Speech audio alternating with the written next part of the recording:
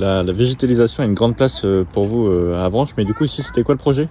On est sur le site de l'ancienne cathédrale d'Avranches, la cathédrale Saint-André. Ici, depuis presque 2 siècles, il y avait un espace vide. Et on a repensé cet espace pour en faire un lieu ouvert sur le grand panorama de la baie du Mont-Saint-Michel. Et puis surtout, on en a fait un lieu polyvalent. Puis surtout, pour les habitants du quartier et les touristes, une grande esplanade où on peut venir pique-niquer, profiter de la vue sur la baie du Mont-Saint-Michel. Donc à chaque fois, quand on aménage un espace comme celui-ci, bien évidemment, on plante des végétaux. Ici, on a mis des aubépines. Il y en a 21 exactement.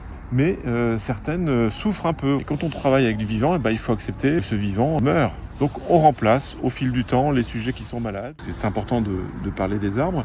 On a essayé de conserver les arbres anciens qui avaient une vraie valeur patrimoniale, comme ces 2 pins maritimes qui sont ici, et tout en se débarrassant d'arbres plus petits qui bouchaient le paysage. Du coup là on est un peu sorti du centre-ville même d'Avranches et vous y apportez aussi des modifications? Alors en fait, on est dans le quartier de la Beuzerie, tout près de la place Molière.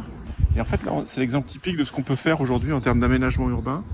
Là, on est entre 2 bâtiments HLM qui sont administrés par Manche Habitat. Et on a aménagé à la fois une allée qui permettait de traverser la zone, mais aussi on a planté des arbres fruitiers.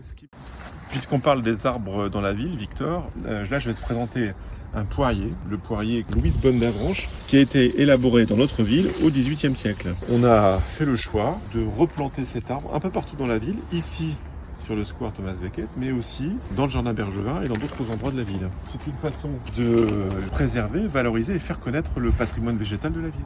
Ok.